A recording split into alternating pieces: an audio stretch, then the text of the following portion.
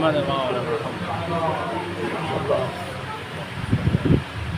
جان کی صحت و سلامتی کے لیے بآواز بلند صلوات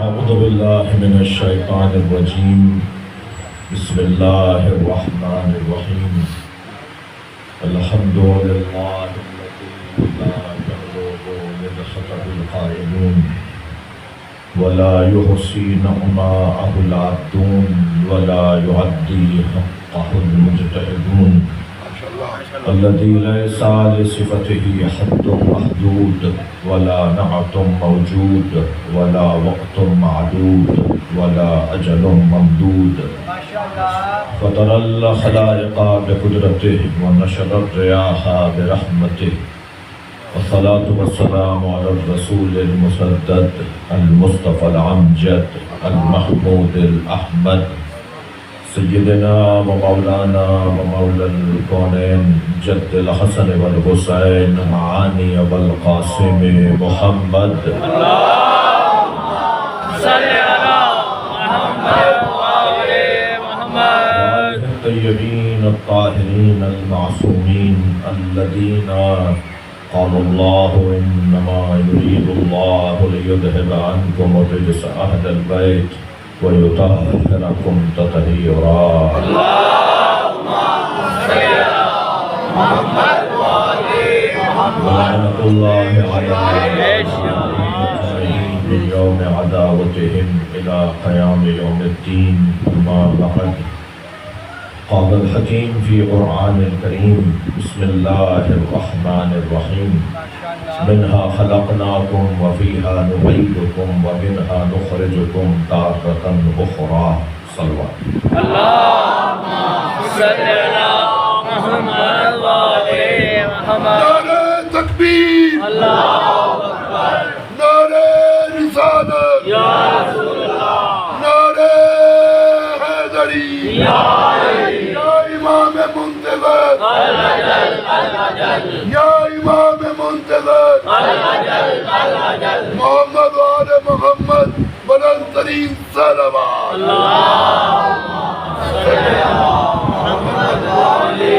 سورہ مبارکہ طٰہٰ آیت نمبر 55 آیت بہت مختصر ہے مگر مکمل ہے اور آیت کا پیغام ترابیوں کے نام ہے آیت کا پیغام حضرت ابو تراب سے محبت کرنے والوں کا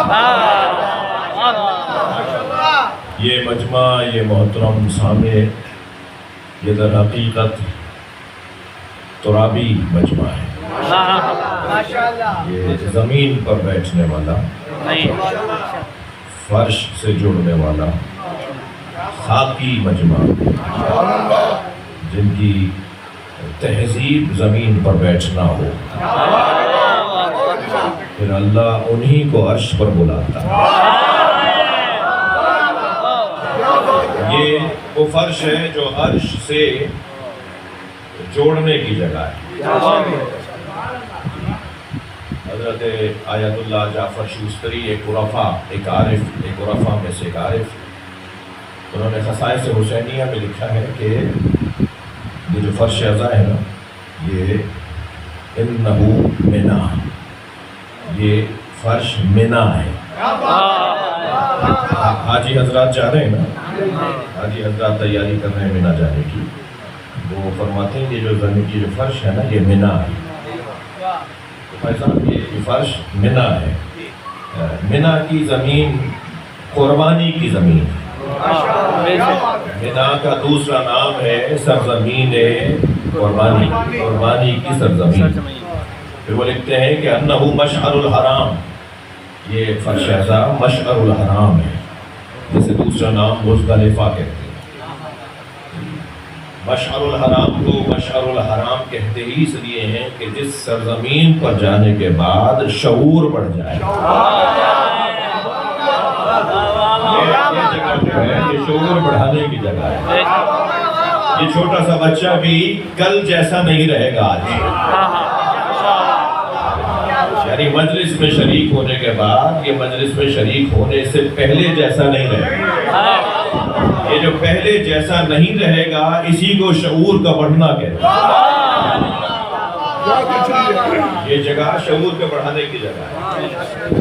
جہاں ہم کل تک تھے شاہ صاحب ایک قدم آگے آ جائے تو اسے کہتے ہیں نا شعور. تو یہ مشعر الحرام ہے. انہو مشعر الحرام انہو منظر الملائکہ.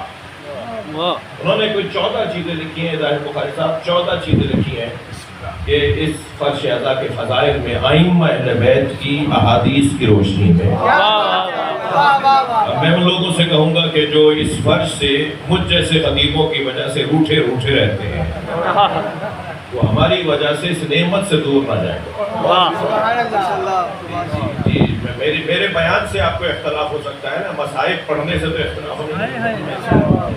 جو مرثیہ پڑھا جاتا ہے جو مصائب پڑھے جاتے ہیں اس سے تو اختلاف نہیں ہے. وہ تو سب ایک جیسے ہی پڑھتے ہیں.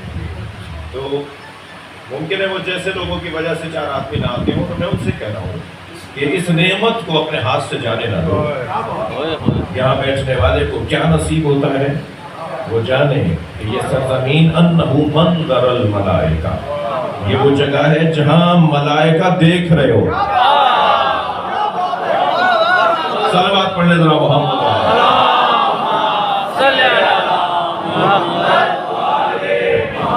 کچھ عرصے بعد استقبال محرم کی مجالس ہوں گی. محرم کی تیاری کے حوالے سے مجالس ہوں گی. کہ ہم ایک بہت بڑے فریضے میں داخل ہونے جا رہے ہیں. بہت بڑی عبادت میں داخل ہونے جا رہے ہیں. پہلے سے تیاری اس کی ضروری ہے نا. سبحان اللہ. صرف فرش نیا کرنا جو بہت بڑی تیاری ہے. نئے پھریرے بننا تورق کا اہتمام کرنا یہ تیاری بھی یقینی تیاری ہے. اگر میں اپنے من کو پاک کروں یہ بھی تو تیاری ہے. میں اپنی نیتوں کو صاف کروں. صلوات اور ہدیہ کریں.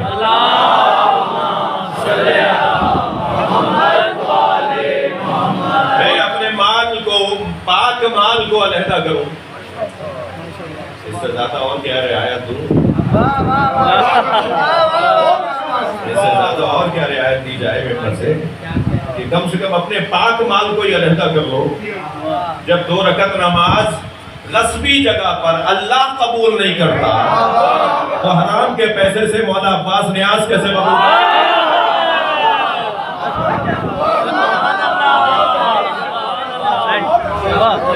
رشوت کا پیسہ بہن کا مال نہیں دیا. صلوات پڑھ لیں ذرا.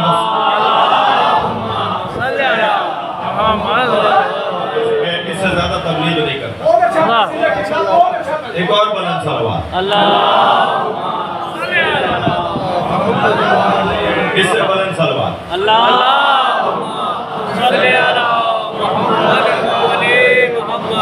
یہ جگہ بہت محترم جگہ ہے. یہاں میں ان بچوں جوانوں سے کہوں گا جو اس وقت اکثریت میں ہیں. نوجوان مجلس میں اس وقت اکثریت میں ہیں اور بزرگوں سے میں ان سے دعا چاہیے کہ مجلس میں باوضو ہو کر بیٹھیں. یہ جو جوتیاں اتار کر آتے ہیں نا جوتیوں کو مولا علی نے دنیا نام دیا ہے. ہم اپنی دنیا باہر چھوڑ کر آئے. کوئی ہوگا باہر کچھ بڑے زمیندار بھی تشریف فرمائے اس وقت مجلس میں. بڑی فیکٹریوں کے مالکان بھی اس وقت مجلس میں تشریف فرمائے ہیں. میں بھی بہرحال آبا و اجداد سے کچھ زمینوں اور کچھ باغوں کا سلسلہ ہمارے یہاں بڑی ہو رہا ہے. تو ہم سب مجلس کے باہر کوئی ہوں گے. 2 کروڑ کی گاڑی سے اتر کر آئے ہیں. جی ابھی انہوں نے 15 کروڑ کی اپنی کوٹھی بنائی ہے. جی ابھی انہوں نے 50 لاکھ کی چھوٹی سی فیکٹری لگائی ہے. مثال دے رہا ہوں. 50 کروڑ کی لاکھ تو گاڑی نہیں کچھ. انہوں نے ابھی 50 کروڑ کی جو ہے نا وہ ایک فیکٹری لگائی ہے.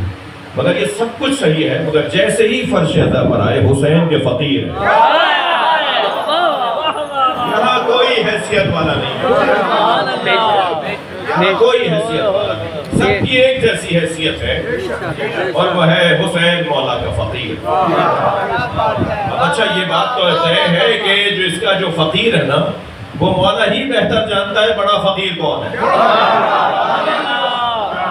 تو مولا جانتے ہیں نا کہ بڑا فقیر کون ہے، تو پھر مولا پہ چھوڑ دیا جائے کہ بڑا فقیر ہے۔ تو یہ جگہ منظر الملائکہ ہے۔ تو ترابیوں سے بات کرنا چاہ رہا تھا، اور آیت بھی میں نے تراب والی آیت لی ہے۔ مولا علی سے پوچھا گیا یا علی، ہر رکعت میں قیام ایک، رکوع ایک، سجدے دو کیوں ہیں؟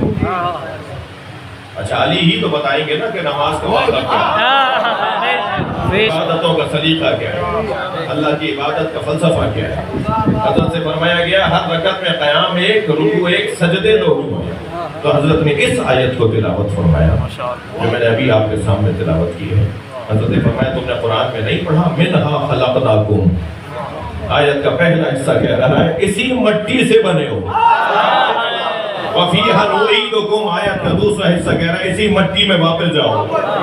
پہلا سجدہ تمہاری ولادت کی یاد دلاتا ہے، دوسرا سجدہ تمہاری موت کی یاد دلاتا ہے، اور ان دو سجدوں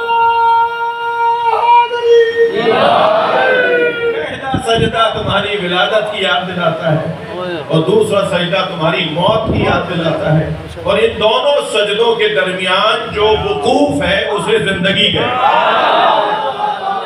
اگر آمادہ ہے تو ایک جملہ اور یہی ہدیہ لیجئے، دو سجدوں کے درمیان جو وقوف ہے اسے زندگی کہتے ہیں، اور وہ استغفار پر مشتمل ہے۔ استغفر اللہ،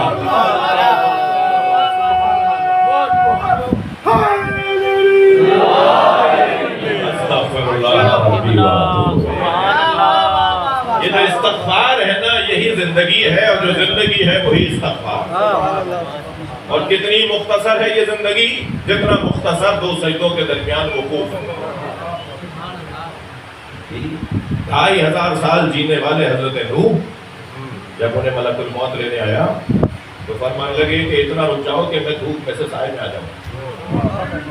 یہ موت اختیاری رکھنے والی ہستیاں ہیں نا، یہ فرشتے سے کہہ سکتے ہیں ذرا رکو،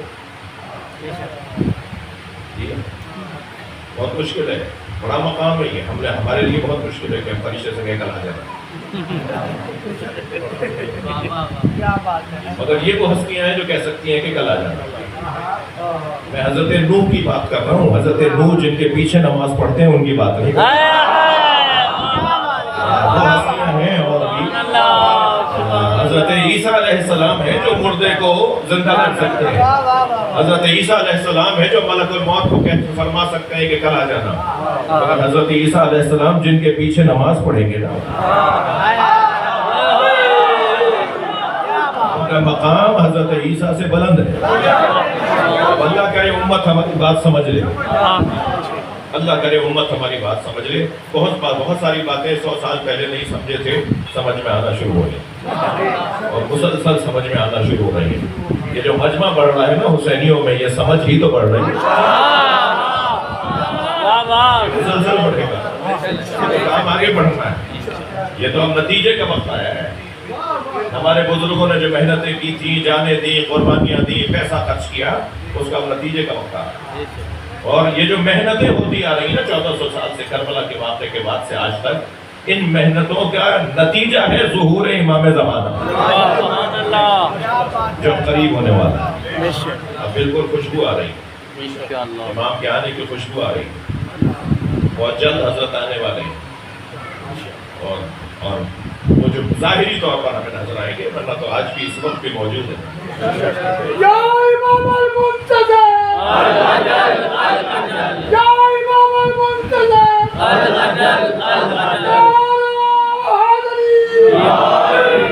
اور بلند صلوات۔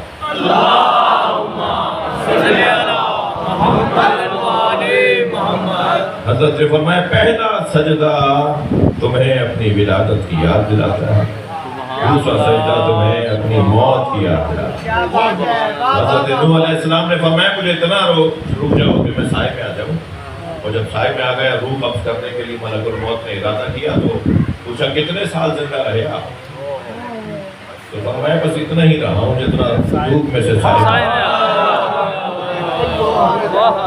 2500 سال جینے کے بعد بھی اب اگر ہم 70-80 سال 50 سال 80-70 سال کے بعد کہیں کہ صاحب کیا زندگی تھی اور زندگی ہونی چاہیے تھی، تو بھائی اور کیا ہوتی ہے؟ حضرت نوح سے زیادہ تو نہیں ہوتی. وہ تو حضرت اتنی زندگی پانے کے بعد بھی کہیں گے کہ صاحب اتنا ہی رہا ہوں جتنا روح میں سے صاحب ہے. تو زندگی انسان کی مختصر زندگی ہے. آئیے تشریف، اتنی ہی مختصر زندگی ہے اور یہ زندگی استغفار پر مشتمل ہے. یاد رہے میرے محترم عزیزوں کہ یہ جو خاک ہے نا، خبردار اسے معمولی نہ سمجھیے گا. میں بچوں سے بات کر رہا ہوں. خاک کو معمولی مت سمجھیے گا. جو چیز پانی سے پاک نہیں ہوتی نا،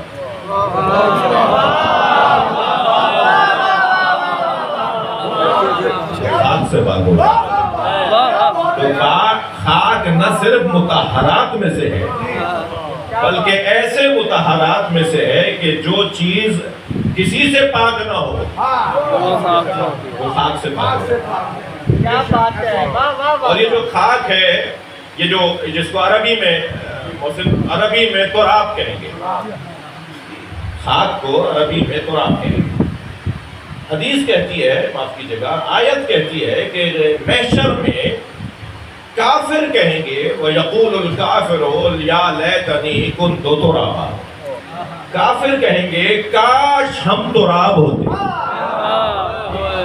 بھائی نتیجہ دینے جا رہا ہوں بہت جلدی، ٹائم کی تنگی بھی ہے. کافر محشر میں کیوں کہیں گے؟ اصل میں کافروں کو ان کی پسند اور ان کی خواہش کے مطابق مقام نہیں مل رہا ہوں. جو انسان کی خواہش ہے اس کے مطابق اس کافر کو مقام نہیں مل رہا ہوگا تو وہ کہے گا کہ یا لیتنی کنت ترابا، کاش میں خاک ہوتا، کاش میں تراب ہوتا. حدیث مبارکہ میں ہے کہ مولا علی کے شیعوں کا لقب ہے تراب. حضرت عبداللہ ابن عباس فرماتے ہیں صلوات پڑھیں ذرا محمد و علی. ایک اور بلند صلوات. حضرت دیکھیں میں آپ کی محبت میں ایک زینہ نیچے بیٹھا ہوں. لوگوں کو اوپر چڑھنے کا بہت شوق ہے، دعا کریں مجھے نیچے اترنے کا شوق ہے. ایک اور صلوات پڑھیں محمد و علی. میرے بھائی نے کہا تھا کہ ذرا ایک دن اوپر بیٹھ جائیے، مگر میں نے کہا نہیں، میں آپ کا خیال کروں جو آگے بیٹھے. پہلے صف کے طالب علم ہوتے ہیں نا، ان کا کیا قصور ہے؟ تو تکلیف میں نہ آ جائے نا آپ زیادہ اونچا دیکھنے میں. البتہ ہمیں اوپر بیٹھنے کے بعد حکم یہ ہے کہ بیٹھو اوپر مگر دیکھو نیچے. اپنی شخصیت کے قائل نہ ہو، اپنے بارے میں کچھ خیال نہیں رکھو. اور ترابیوں سے بات ہو رہی ہے، کاش میں ہم تراب ہوتے. حضرت ابن عباس فرماتے ہیں مولا علی کے شیعوں کا ایک لقب تراب ہے. محشر میں جب علی کے شیعوں کو جنت میں جاتے ہوئے کافر دیکھے گا، نہیں کہے گا کاش میں شیعہ ہوتا، وہ کہے گا کاش میں تراب ہوتا. صلوات پڑھنے محمد و آل محمد. حضرت ابن عباس سے پوچھا گیا ہے، ابن عباس یہ علی کے تھکے ہوئے تو نہیں ہے، ابن عباس یہ علی کے شیعوں کا لقب تراب کیوں ہے؟ یہ مولا علی کے شیعوں کا لقب تراب لقب کیوں ہے؟ تو ابن عباس فرماتے ہیں تراب کا کام ہے بچھ جانا، اور شیعہ علی کے آگے اتنا بچھا رہتا ہے کہ اس کے لیے اس سے اچھا لفظ ہی نہیں.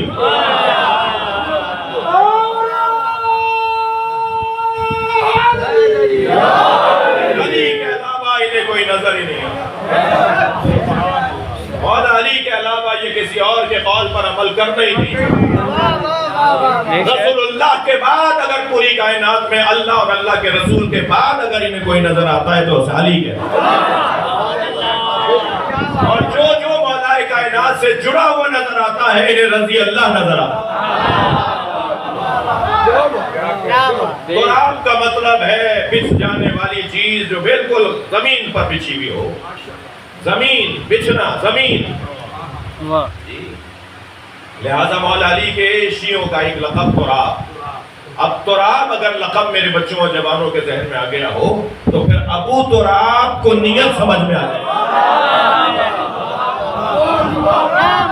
اس لیے کہ ابو کا مطلب صاحب اور مالک کے، جن کے ذہنوں کا مالک علی ہو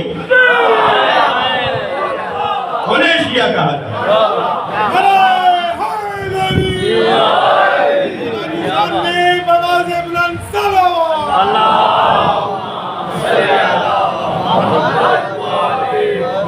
آپ کا شوق، آپ کی توجہ، آپ کی حاضری مجھے آمادہ کر رہی ہے، مجبور کر رہی ہے بلکہ کہ میں اپنے وقت کی تنگی کا جو مجھے احساس ہو رہا ہے اس کا خیال کروں بھی اور نہیں بھی کروں اس لیے کہ جہاں مجھے بعد میں پہنچنا ہے ان کی دل کی دھڑکنیں بڑھ رہی ہیں، کچھ دیر بانی بن کر سوچیں گے تو احساس ہوگا،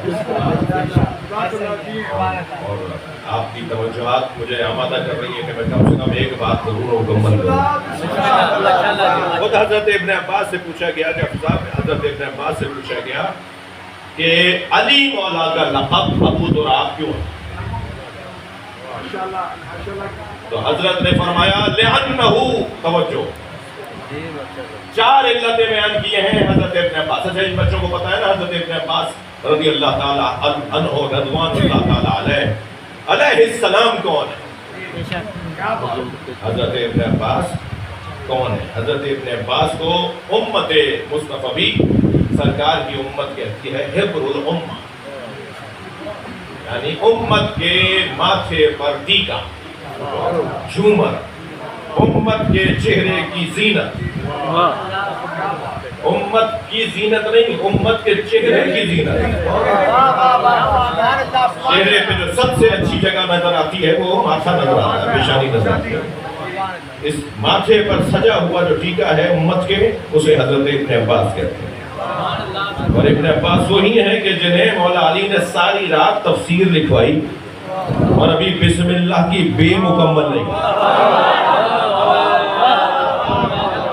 اور حضرت ابن عباس سے فرمایا کہ ابن عباس اگر میں نے تمہیں سورہ الحمد کی تفسیر لکھوائی تو انگنت اونٹوں پر اس کاغذ کو سوار کیا جائے گا تب بھی وہ تفسیر مکمل نہیں ہو پائے گا۔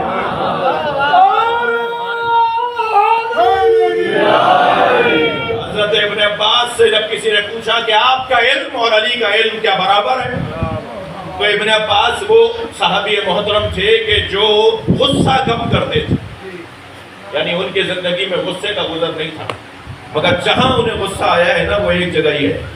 جب ان سے کہا گیا کہ آپ کا علم اور مولا علی کا علم برابر ہے تو ان کی پیشانی پہ بل آ گئے اور غصے کی کیفیت میں فرمایا ایک سمندر ناپیدا کنار کو تصور کرو، ایک سمندر ناپیدا کنار کو تصور کرو اور ایک قطرے کو تصور کرو، میری مثال اس قطرے جیسی ہے اور علی کی مثال اس سمندر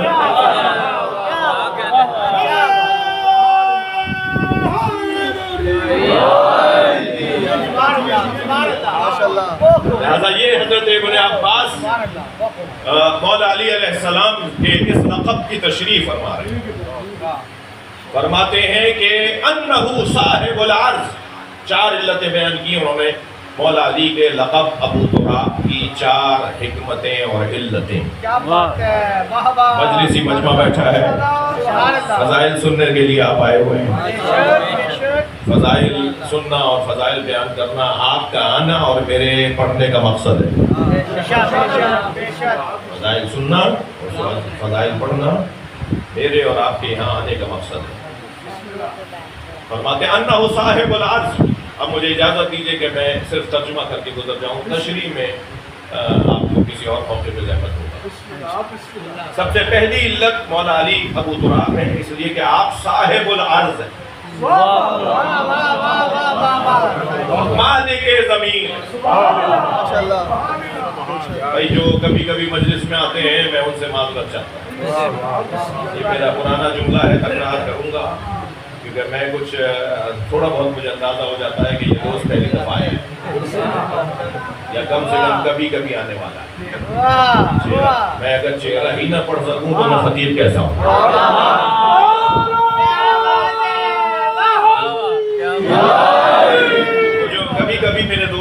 کبھی تشریف لاتے ہیں یا کسی دوست روزانہ ہمیشہ آنے والے دوست کے ساتھ تشریف لائیں، میں ان سے صرف اتنا کہوں گا کہ کچھ مفاہیم، کچھ مطالب، کچھ فضائل کے عنوانات ایسے ہیں جنہیں ہمارے پرانے شیعہ ذرا دیر سے ہضم کرتے ہیں۔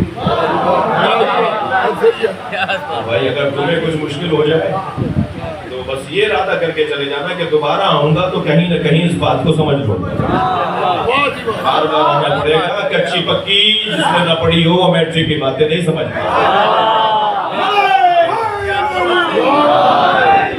بار بار آنا پڑے گا، کلاس میں بار بار، اس حسینی مدرسے میں بار بار آنا پڑے گا۔ تو اگر سنگین بات ہو رہی ہو کہ صاحب یہ کہاں سے، یہ کیسے، یہ عجیب سی بات کی انہوں نے نہیں بات کرنی۔ انہو صاحب العرض، حضرت ابن عباس فرماتے ہیں علی کو ابو تراب اس لیے کہتے ہیں کہ آپ مالک زمین ہیں۔ یہ الجھن اس نئے آنے والے کی ایک جملے میں دور کر دیتا ہوں، علی مالک زمین ہے، میں نئے آنے والے دوست کی الجھن دور کر دیتا ہوں، مالک الملک اللہ ہے، اسی نے کہا ہے میں جسے چاہوں ملک دے دوں۔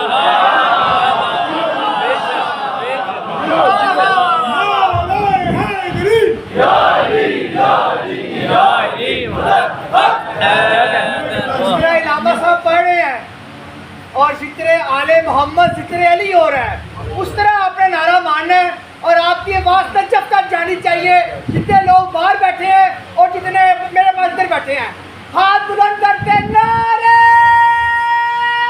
تکبیر، نعرے رسالت،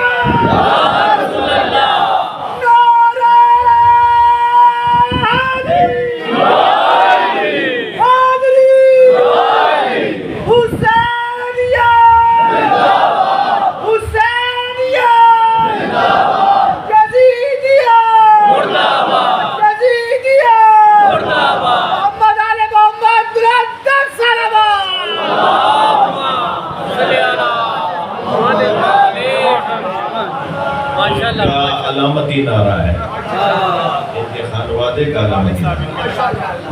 اللہ ان کے والد کی مغفرت فرمائے، اور یہ صرف انہی کا خاصہ نہیں ہے، اور بچے بھی تیاری کریں، ابھی نہیں، ابھی تھوڑا سا وقت کم ہو گیا۔ ایک صلوات پڑھ لیں۔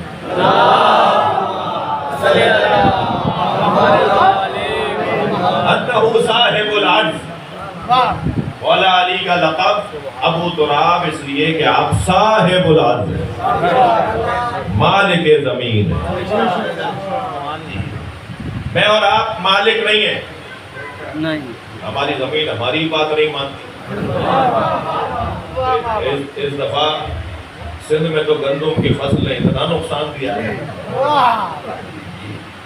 پتہ نہیں پنجاب میں شاہ صاحب کیا رہا، ٹھیک ہے، شاہ صاحب ماشاءاللہ مصطفیٰ خان گاڑا کے بڑے زمینداروں میں سے ہیں، تو زمین سندھ میں تو یہ رہا، وہ اصلی پیسے نہیں نکل پائے، وہ جو گندم کی فصل میں پیسہ لگایا تھا، وہ بیج میں، وہ زمین بنانے میں، وہ ہل ٹریکٹر چلانے میں، وہ ہاریوں کے پیسوں میں، وہ جو کیمیکل اور کیا کھاد ڈالنے میں، وہ اصلی پیسے نہیں نکلے۔ تو ہماری زمین تو ہماری ہی بات نہیں مانتی، مالک تو وہ ہوگا جس کی بات اس کی مخلوق مانتی۔ میں نے تمہید باندھی ہے، دو جملے اور کہوں گا، مالک اگر ہے، صاحب العرض اگر ہیں، تو پھر ماننا پڑے گا کہ صاحب کی بات، مالک کی بات مملوک اور ملکیت مانے۔ اگر ملکیت مالک کی بات نہیں مان رہی تو وہ مالک نہیں ہے، اس نے طے کر لیا ہے کہ میں مالک ہوں، اس نے سوچ لیا ہے کہ میں مالک ہوں۔ جیسے آپ کے جیب میں پڑے ہوئے نوٹ کے بارے میں آپ نے سوچ لیا ہے کہ یہ 5000 کا ہے، اگر ابھی رات 1 بجے کو نوٹیفیکیشن آ گیا کہ 5000 کے نوٹ کینسل، تو پھر سوچ بدلنی پڑے گی، نوٹ کوئی فائدہ نہیں دے گا۔ آپ نے سوچ لیا ہے کہ یہ کوئی چیز ہے، یہ سوچنے کے علاوہ اور کچھ ہے ہی نہیں، یہ فرضیات کے علاوہ کچھ اور ہے ہی نہیں۔ ہم نے سمجھ لیا یہ گھر ہمارا ہے، ہم نے سمجھ لیا ہے یہ زمین ہماری ہے، یہ ہم نے سوچ لیا ہے ہماری نہیں ہے، یہ تو اس کی ہوگی کہ جس کی بات یہ مانتی ہو۔ لہذا سیدہ روایت فرماتی ہے کہ مدینے میں زلزلہ تھا، سارا شہر کانپ رہا تھا، دور حضرت ابوبکر کا تھا۔ توجہ ہے بول رہا تھی، میرے سے بھائی بھی آئے ہوئے ہیں نا، دور حضرت ابوبکر کا تھا اور سارا مدینہ کانپ رہا تھا، دروازے کھڑکیاں ٹوٹ رہی تھیں، دیواریں گر رہی تھیں، چھتیں گر رہی تھیں اور عمارتیں زمین بوس ہو رہی تھیں۔ سارا مدینہ حضرت ابوبکر کے دروازے پر آ گیا اور آنے کے بعد کہنے لگا اے خلیفہ وقت، ایک حاکم دوران، مدینہ کانپ رہا ہے۔ سننے کے بعد فوراً کہا چلو علی کے گھر چلو۔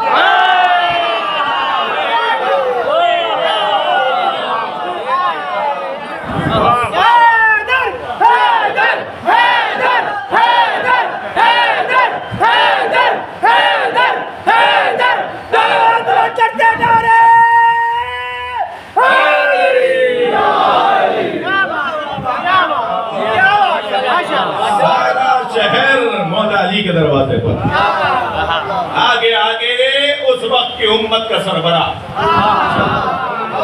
اور پیچھے پیچھے سارے مسلمان۔ مولا علی کے دروازے پہ دستک دی، میں نے تمہید باندھ لی ہے، اب مجھے دوبارہ نہیں کہنے دیجئے۔ یہ مولا علی کے دروازے پہ دستک دی، حضرت اپنے دروازے کو کھول کے اپنی ڈیوڑی کے اندر کھڑے تھے۔ ایک مرتبہ آواز آئی یا علی آپ کے مدد کی ضرورت ہے۔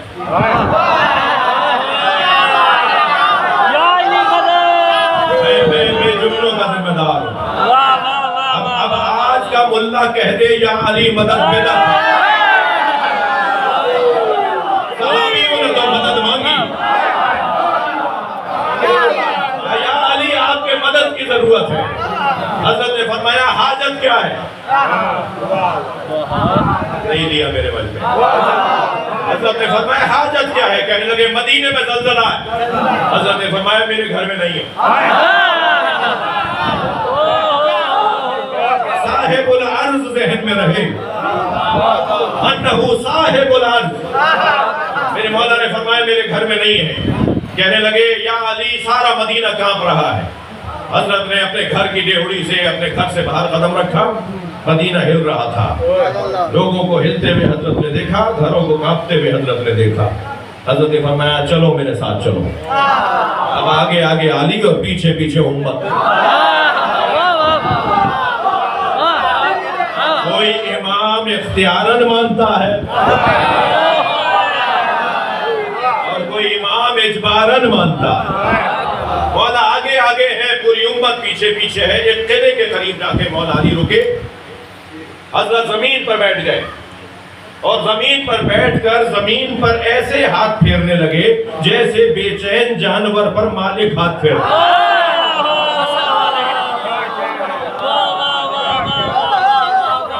اور اب میں عربی کا جملہ جو حدیث کے اندر آیا ہے جو سیدہ نے فرمایا ہے وہ میں آپ کو سنا رہا ہوں تاکہ آپ حوالے تلاش کر لیں۔ یہ حدیث گوگل پہ موجود ہے نا، ابھی تلاش کر لیں۔ میرے مولا کے لیے بی بی فرماتی ہیں کہ زمین پر ہاتھ پھیرتے ہوئے علی نے کیا فرمایا؟ علی نے زمین پہ ہاتھ پھیرتے فرمایا مَا لَكَ أُسْكُنِي فَسَكَنَتْ، تجھے کیا ہو گیا ہے آرام سے رہ۔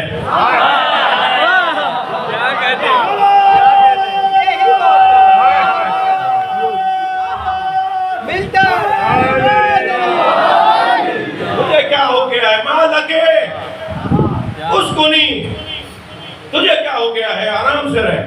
روایت کہتی ہے فسکنت، زمین ٹھہر گئی۔ آ گیا میرے بچوں کو سمجھ انہو صاحب العرض۔ صلوات پڑھ لیں محمد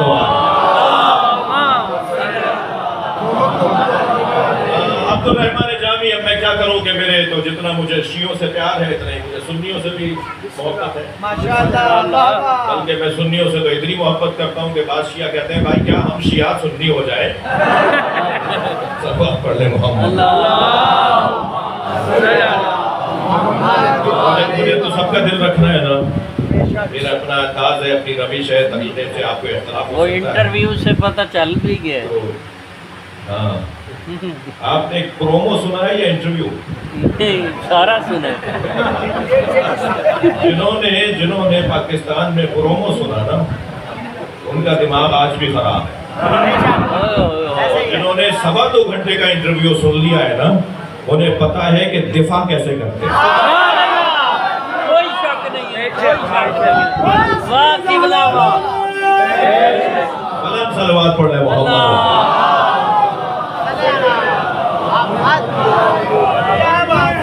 شان میں بواز بلند صلوات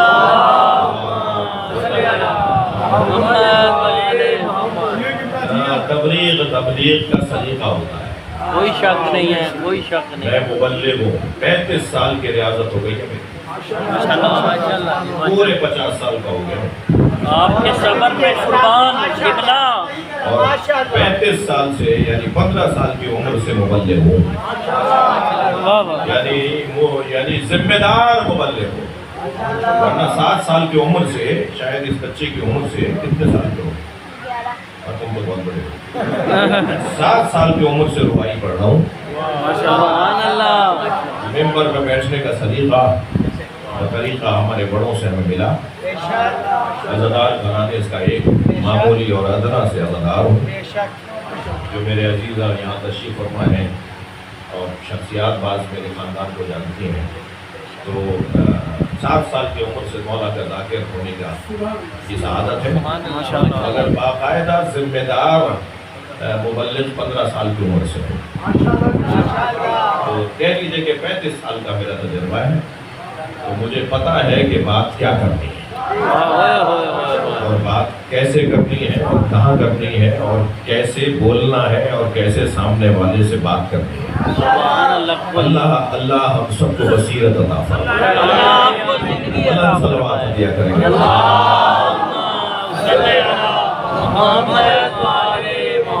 ایک اور بلند صلوات. ابھی بھی دعوت دے رہا ہوں کہ جنہوں نے صرف پرومو سنا ہے, جنہوں نے صرف 20 منٹ کے کلپ سنے ہیں اور جو انہوں نے پہلے چلائے تھے وہ اپنی رائے بدلنا چاہتے ہیں تو پورا 2.25 گھنٹے رائے دینے کے لیے تو بات پوری سننی پڑے.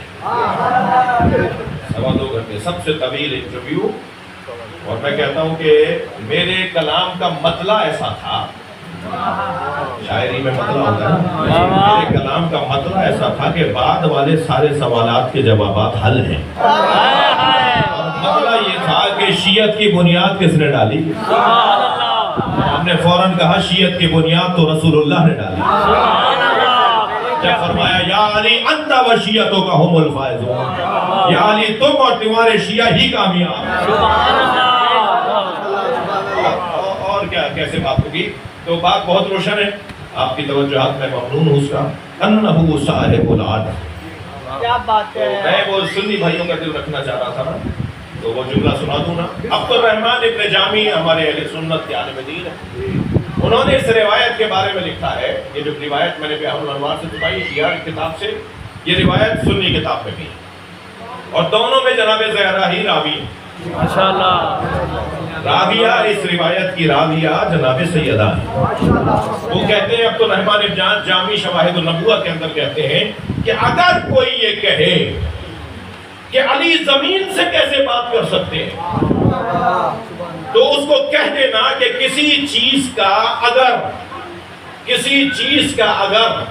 جز کوئی کام کر سکتا ہے تو اسی چیز کا کل بھی وہی کام کر سکتا ہے. ایک سنی عالم دین کا استدلال ہے. وہ کہتے ہیں کہ اگر کسی چیز کا جز کوئی کام کر سکتا ہے تو اسی چیز کا کل بھی وہی کام کر سکتا ہے. کہنے لگے علی سے زمین بات کر رہی تھی تمہیں سمجھ میں نہیں آتا؟ نبی کے ہاتھوں پہ زمین کے کنکر پتھر کلمہ پڑھ رہے تھے. اگر کنکر کلمہ پڑھ کر بات کر سکتے ہیں تو پوری زمین بھی علی سے بات کر سکتے ہیں.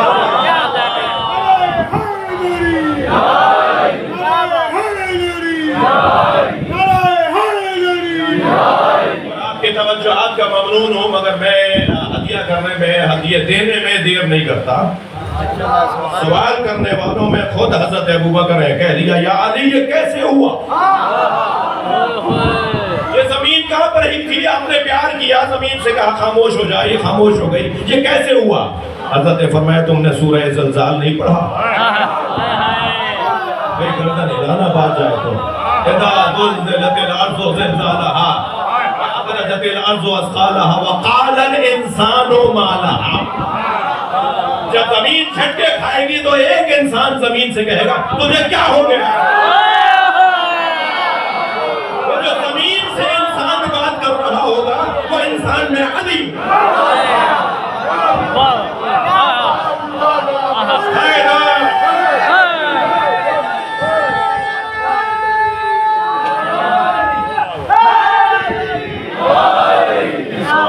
زباں کے ساتھ دل بولا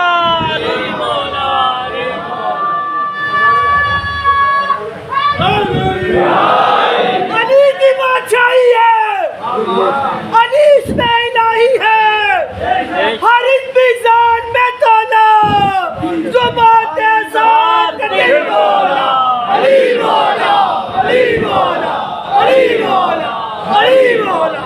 سبحان اللہ. انہو صاحب العرش. اجازت دیجئے کہ جو اور 3 حکمتیں ہیں مجھے اس آبادی میں تو شاید اب اس سفر میں آنا نہیں ہے, مگر بخاری صاحب آپ کا امام بارگاہ کتنی دور ہے؟ تو اگر وہاں جب حاضر ہوں گا میں اور آپ نے یاد دلایا تو اس میں اس کو آگے بڑھایا جا سکتا ہے. ماشاءاللہ. یعنی بخاری ہاؤس کی بات کر رہا ہوں. تو عزیزو, یہ جو آپ کے چہرے پہ مولا کے فضائل سن کے رونق بڑھتی ہے نا, یہ آپ کے خون کی طہارت ہے. اور یقین جانیے یہ بہت بڑا عمل ہے, یہ خود بہت بڑا عمل ہے, یہ بہت بڑا کردار ہے, یہ بہت بڑی ریاضت ہے جو محبان مولا علی ادا کر رہے ہیں. رہ گئی بہت ساری باتیں رہ گئی, مجھے پھر اجازت دیجیے کسی اور موقع پر کہ جو زمین کا صاحب ہو, مالک اپنی مملوک سے پیار کرتا ہے یا نہیں؟ ذرا ایک جملہ تو مالک اپنی مملوک سے, اپنی ملکیت سے پیار کرتا ہے.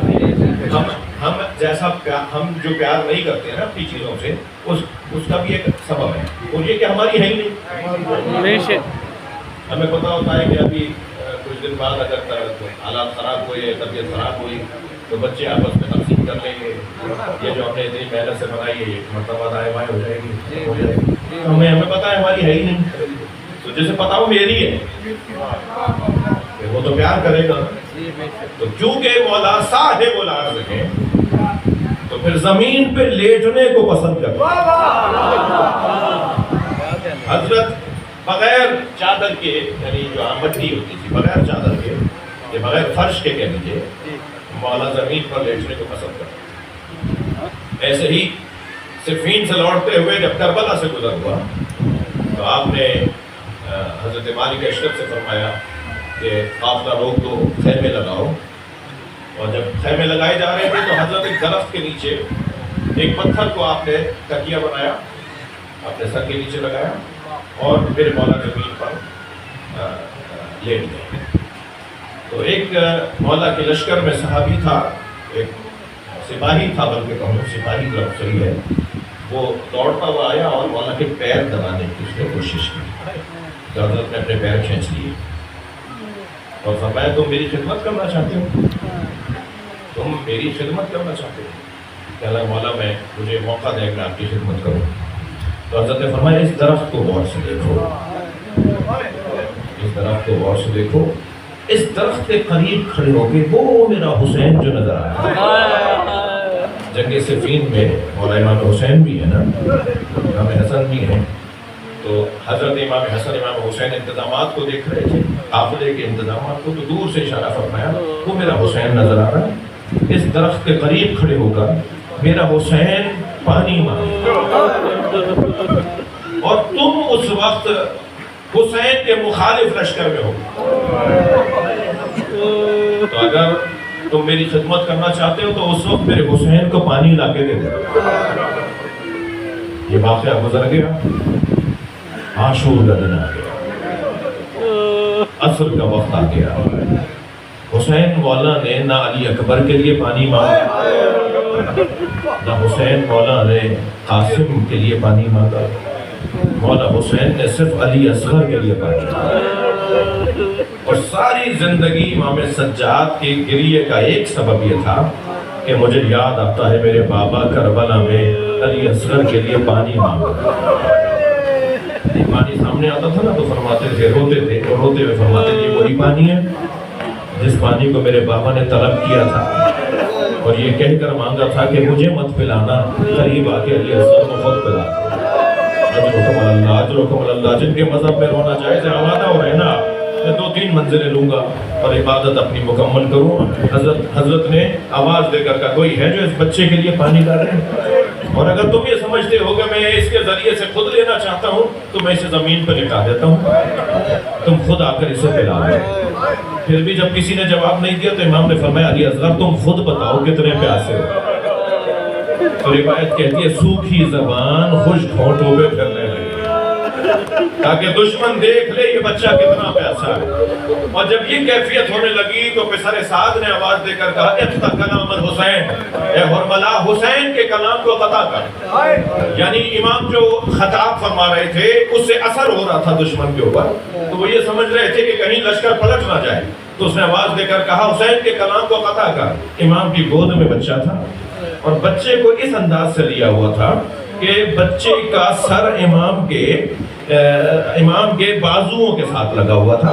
کوہنی کو تصور کریں، یہ کوہنی کو جب بچے کو لیتے ہیں تو سر امام نے علی اصغر کا سر اپنی کوہنی کے جوڑ پہ رکھا ہوا تھا اور حضرت علی اصغر کو ایسے لیا ہوا تھا بلا تشبیہ۔ میرے ماں باپ، میری پوری کائنات امام حسین کی جوتیوں پہ قربان۔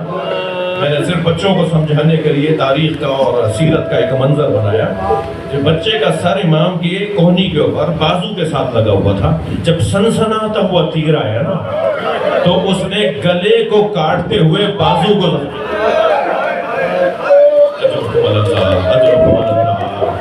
جن کے مذہب میں رونا جائز ہے وہ تکلف کر کے نہ روئیں، اپنی آوازوں کو آزاد کریں۔ بچے کے گلے میں تیر لگا اور وہ تیر گلے سے ہوتا ہوا امام کے بازو میں آ کے لگا۔ یہ مستند روایات میں سے روایت ہے کہ یہ کیفیت بنی۔ اس وقت میں بچے نے دودھ کی جگہ خون ابلنا شروع کیا۔ امام نے چلوں میں خون کو لے لیا اور پھر آسمان کی طرف دیکھا تو آواز آئی کبھی پانی نہیں برسے گا۔ پھر زمین کی طرف دیکھا تو آواز آئی کبھی فصلیں نہیں اگیں گی۔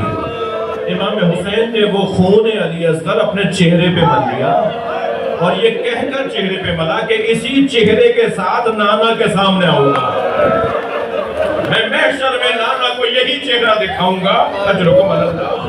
اور منظر یہ تھا کہ جب زندان شام میں جناب سکینہ کے رونے پر سر حسین لایا گیا تو جناب سکینہ نے پیشانی کا بوسہ دے کر پہلا سوال یہ کیا تھا بابا یہ آپ کے چہرے پہ کس کا خون ہے؟ بابا یہ آپ کے چہرے پہ کس کا خون ہے؟ اجرکم اللہ، اجرکم اللہ۔ اللہ کسی غم میں نہ رلائے۔ مجلس ہو گئی عزادارو، آپ نے گریہ کر لیا۔ ایک منزل اور آگے آ جائیے۔ میں ابھی گزر کے آ رہا تھا، کچھ میری بیویاں، خواتین، بیٹیاں، بہنیں، ان کی مائیں بھی مجلس سن رہی ہیں، ان کے رونے کی آوازیں بھی بلند ہو رہی ہیں۔ جب کبھی جناب علی اصغر کے مصائب سنا کرے نا تو اس بچے کی ماں کو ضرور سلام کیا۔ بڑا حوصلہ ہے جناب نواب کا۔ امام حسین فرماتے مجھے وہ گھر اچھے لگتے ہیں جن گھروں میں رباب اور سکینہ نامی عورتیں ہو۔ وفاداری کا حق ادا کیا جناب رباب نے وفاداری کا حق ادا کیا۔ دو ہی کمائیاں تو تھی جناب رباب کے پاس، ایک علی اصغر، ایک سکینہ۔ ایک کو اجلا سا کرتا پہنا کر امام حسین کی گود میں دے دیا اور ایک کو زندان شام میں چھوڑ کر آ گیا۔ عزادارو، چلتے ہوئے خیمے سے امام سجاد کا لانا جناب زینب کے لیے چلتے ہوئے خیمے سے امام سجاد کو باہر لانا کتنا مشکل تھا، اس سے زیادہ مشکل تھا قبر سکینہ سے جناب رباب کو اٹھانا۔ جناب رباب کو لے کر آتے تھے، بی بی پھر چلی جاتی اور جناب زینب سے فرماتی تھی بہن زینب میرا مدینے میں کون، میرا وادی کربلا میں رہ گیا، میری بچی اکیلی۔ جب جناب زینب نے آ کر امام سجاد سے فرمایا نا اے زین العابدین بھابی رباب کو قبر سکینہ سے اٹھانا مشکل ہے، اور امام سجاد نے آگے فرمایا اما قافلہ تیار ہے چلیے، حکم امام تھا نا اس پہ کچھ نہیں کہہ پائی، حکم امام مان کر سن کر مانا اور پھر اٹھ کر آ گئی اور مڑ مڑ کے قبر دیکھتی ہیں، اور پھر جب محمل میں بیٹھی تو ساری نگاہیں قبر پہ لگی ہوئی تھی۔ جناب زینب نے سمجھ لیا کہ بھابی کا دل نہیں ٹوٹ رہا، بھابی کا دل یہیں رہ جائے گا۔ ایک مرتبہ شام کے عورتوں کو آواز دے کر کہا اے شام کی عورتوں ہم پر احسان کرو گی؟ شام کی عورتوں نے جواب دیا بی بی حکم فرمائے، تو اشارہ کر کے فرمایا ہماری سکینہ کو اکیلا نہ چھوڑو، اللہ کرے آپ شام جائیں اور جانے کے بعد قبر سکینہ کی زیارت کریں، جب اب کی دفعہ جائیں نا تو جالی سے قبر کو ضرور دیکھیے گا۔ آج بھی شام کے دیہات کی عورتیں کھلونے لا کے ڈالتی ہیں اور ایک نوحہ پڑھتی ہے تمہاری ماں سے وعدہ کیا تھا تمہاری قبر پر آتے رہیں گے۔ اللہ رحمت اللہ، یا اللہ اس عزا خانے میں بیٹھنے والے آنے والے سننے والوں کی توفیقات میں رزق میں عزت میں اضافہ فرما، اس آبادی میں اس گلی میں اس محلے میں رہنے والوں کے رزق اور عزت میں اضافہ فرما۔ بانیان خاص طور پہ نقوی صاحب نے کچھ دعاؤں کے لیے کہا ہے، ان دعاؤں کو قبول فرما، امام زمانہ کے ظہور میں تعجیل فرما، تعجیل فرما، تعجیل فرما، دعاؤں کی قبولیت، مرحومین کی مغفرت، آپ سب کی حاجات کی برابری کے لیے ورنہ تب صلوات۔